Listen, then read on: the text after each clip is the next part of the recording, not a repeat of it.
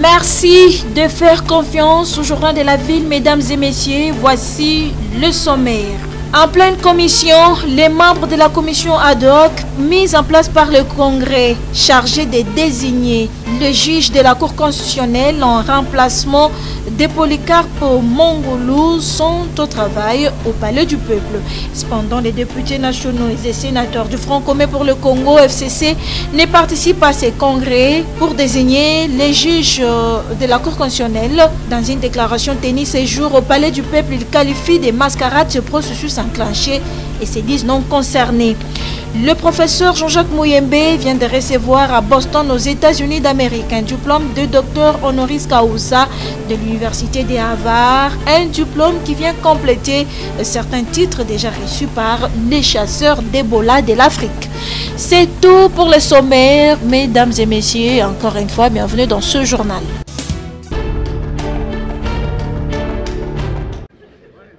C'est une première en République démocratique du Congo. Les prisonniers de la prison centrale de Makala et de Luzumu, ainsi que les personnels pénitentiaires, ont désormais des ambulances. DIP pour École nationale des pénitentiaires et un grand bus Markman avec 12 compartiments, une place assise de 4 détenus par pièce. Vision du chef de l'État, Félix Antoine Tshisekedi Tshilombo, concrétisé par la ministre d'État, ministre de la Justice et garde de Sceaux, Rose Mutombo Kessé, qui, accompagnée par le vice-ministre de la Justice et garde de Sceaux, est descendu ce jeudi 26 mai 2022 pour remettre les clés de ces véhicules à la population carcérale. Il n'y a pas que des ambulances et véhicules pour les détenus et personnels pénitentiaires, mais aussi de l'eau et de l'électricité. De quoi réjouir la ministre d'État, ministre de la Justice et garde de Sceaux, Rose Mutombo, qui remercie le chef de l'État, Félix Antoine Tshisekedi Tshilombo, pour avoir accompli sa promesse. En arrivant à la tête de notre ministère, nous avons trouvé beaucoup de défis à relever. On a commencé par l'alimentation et les soins médicaux. Aujourd'hui, nous venons de donner à la population carcérale de l'eau et l'électricité. Nous avons aujourd'hui des ambulances qui n'existaient plus au niveau de Makala et que, en partenariat avec la MONUSCO, nous avons eu des ambulances et des véhicules. Mais ma grande joie est surtout le grand bus qui pourra servir d'itinérance pour les différentes personnes qui doivent être acheminées ici au niveau de la prison de Makala. Ce bus, c'est un don de la présidence de la République et je remercie le président pour la concrétisation de sa promesse. Toujours à la prison centrale de Makala, la ministre d'État, ministre de la Justice, ne s'y est pas rendue main vide. En bonne mère, au grand cœur, elle a apporté des varaises, ballons et quoi boire aux enfants en conflit avec la loi placée au quartier des enfants de la prison, à qui elle a promis libération dans les tout prochains jours afin de leur permettre de poursuivre leurs études pour qu'ils deviennent utiles dans la société. Il s'est dénoté que c'est en partenariat avec la MONUSCO et la Fondation Ouidal que ces différents dons sont rendus possibles à la prison.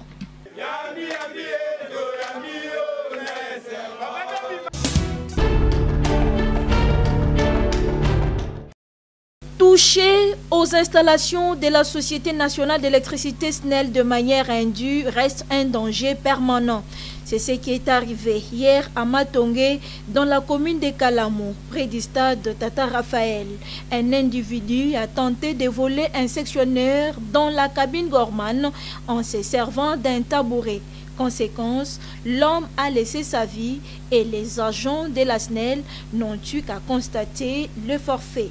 Cette malheureuse situation rappelle l'obligation de respecter les installations de la SNEL, de ne jamais y toucher sans autorisation ni équipement approprié. À bon entendeur, salut.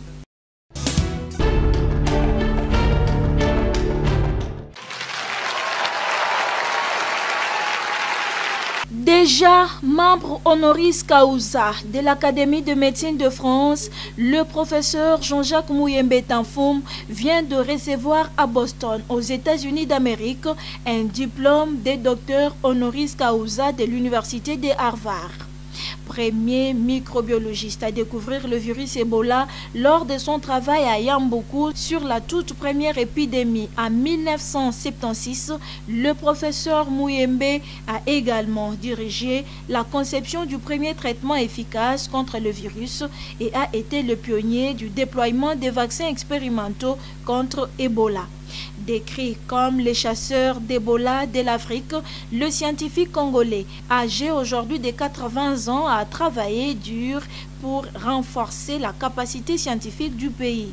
Il a également joué un rôle clé au sein de l'Organisation mondiale de la santé OMS dans la lutte contre les maladies infectieuses et a reçu un certain nombre de prix et de distinctions prestigieuses, notamment sa nomination en 2020 sur la liste des 100 personnes les plus influentes du magazine American Time.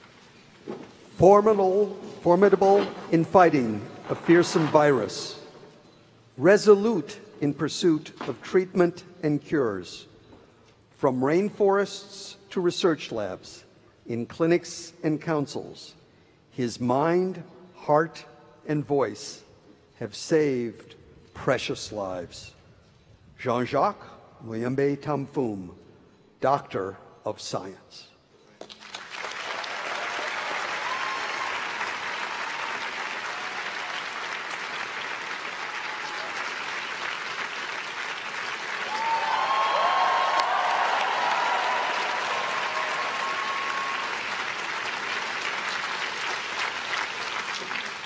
Aujourd'hui directeur général de l'Institut national de recherche biomédicale INRB, le docteur Muyembe est aussi depuis mars 2020 le coordinateur de la riposte contre la pandémie de la COVID-19 en République démocratique du Congo.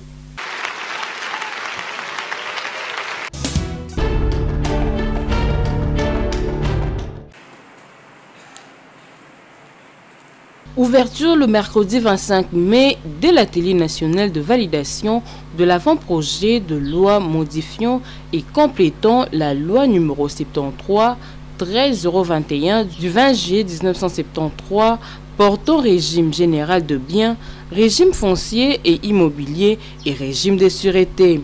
Organisé conjointement par la Commission nationale de la réforme foncière et la Coalition de femmes leaders pour l'environnement et les développements durables, les participants vont pendant 3 jours s'enquérir de chaque article, question de se rassurer que les différentes recommandations formulées lors de consultations effectuées dans l'étendue du pays est inclus.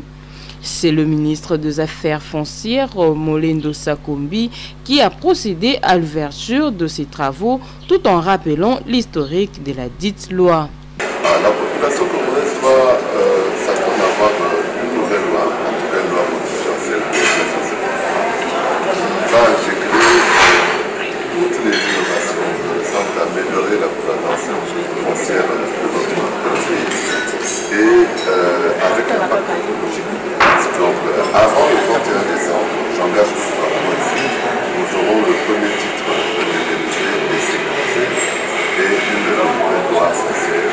Faisant de la reconnaissance de droits des teneurs foncières de femmes leur cheval de bataille, Dorothée Lissenga, coordonnatrice de la CEFLET, s'est dit satisfaite de la volonté politique de son pays. J'ai un sentiment de joie. Pourquoi? Premièrement parce que c'était un combat pour que la femme puisse intégrer cette réforme. Au départ, en 2012, nous avons posé les jalons de la participation de la femme dans la prise de décision qui concerne la terre. Et il y a eu un groupe de la société civile nommé CACO. Et c'est à ce moment-là que la femme s'est tenue debout pour poser la problématique de l'accès de la femme à la tenue foncière et forestière. Et quand nous avons intégré la réforme, nous avons décollé ensemble et nous sommes entrés dans les mollo-mollo et nous allons chuter aussi ensemble. C'est-à-dire qu'il y a un début de volonté politique pour que la femme puissent participer à la chose publique. Le directeur pays des RRI, Patrick Kipalou, revient sur les bien fondés de cet avant-projet de loi. Nous devons nous rassurer que nos communautés ont des droits sur leurs terres, mais aussi sur les ressources qui se trouvent dans leurs terres. Nous devons nous rassurer que les communautés ont un accès à des bénéfices, mais de façon équitable, des bénéfices à l'exploitation de ressources qui se trouvent sur leurs terres coutumières. Jusque-là, ça n'a pas été le cas. Nous pensons qu'il y a besoin de coordination dans la mise en œuvre, dans l'application de la nouvelle loi foncière qui sera adoptée et le code minier qui est déjà en place. Il faut noter que les innovations majeures sont apportées dans cette loi en vue de reconnaître, sécuriser et faire jouir aux communautés leurs droits de tenir des terres. Signalons que c'est grâce à l'appui technique et financier de RRN que ces activités sont réalisées.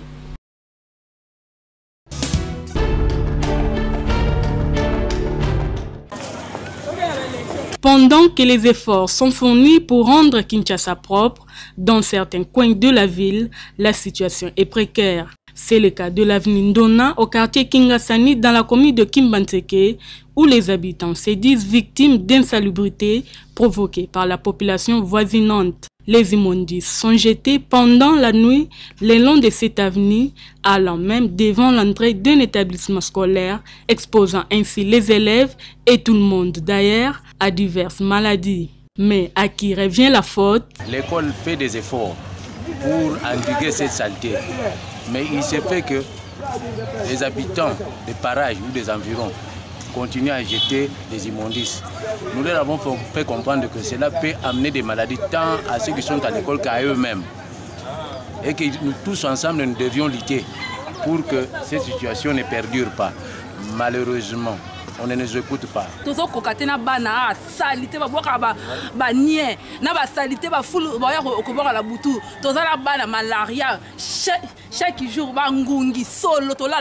Abandonnée à son triste sort, cette population est prête à prendre des mesures préventives pour préserver la bonne santé des siens. Nous avons même écrit une lettre au bourgmestre pour qu'on puisse nous venir en aide afin d'endiguer cette situation.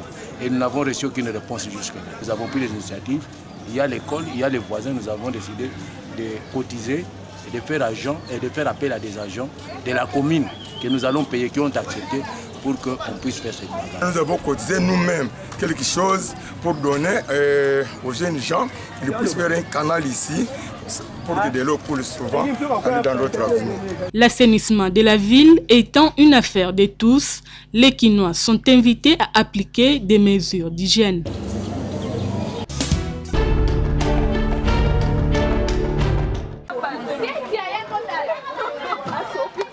L'eau, c'est la vie, dit-on. Cependant, cette denrée devient un trésor dans certains quartiers de Kinshasa. L'exemple palpable est celui du quartier Livulu dans la commune de Lemba, où les habitants de ces coins de la ville partent à la recherche de l'eau, à l'exemple d'un trésor caché qui, pour l'obtenir, il faut creuser. Ici, à Livulu, il n'est pas question de creuser, mais plutôt d'aller même aux heures tardives pour obtenir de l'eau potable. L'eau de la régie des eaux ne sort qu'une fois par semaine, ou même presque pas. La population de ces contrées de la ville recourt à l'eau de forage, dont un bidon de 25 litres coûte 200 francs congolais. Le nombre de forages ne répondant pas aux besoins de cette population, la majorité se donne la peine de puiser l'eau pendant la nuit à la merci de tous les dangers, en transportant les bidons, bassins, seaux à la main sur la tête, dans les brouettes. Bref, tous les moyens sont bons pourvu que cette dernière arrive à satisfaire aux différents besoins des tâches ménagères pendant la journée.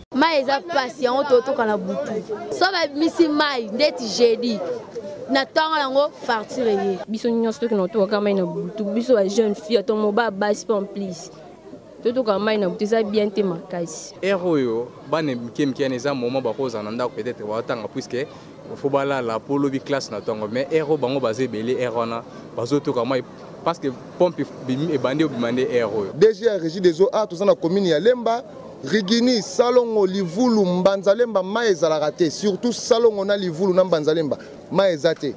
Bon, ça la peine tout ce qui moyen zali, bon, mais qu'on résout nos problèmes. bana bakomi bakingwa kokota pour mema bidon 25 kg. La Régie des eaux, seule entreprise de distribution d'eau à Kinshasa, est appelée à pérenniser ses services, même au coin le plus reculé de la capitale congolaise.